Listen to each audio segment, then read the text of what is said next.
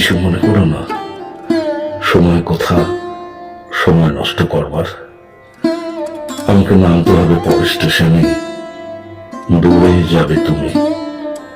তাই যে প্রশ্নটার জবাব এতকাল থেমে আছে, শুনবো তোমার মুখে। সত্য করে বলবে তো?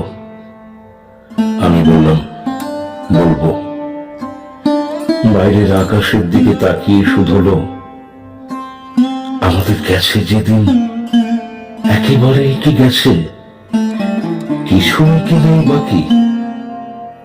একটু করে রইলেন চুপ করে, তারপর বললেন, রাতের সব তারাই আছে দিনের আলোর গভীরে। খটকা লাগলো, কি জানে বানিয়ে বললেন নাকি।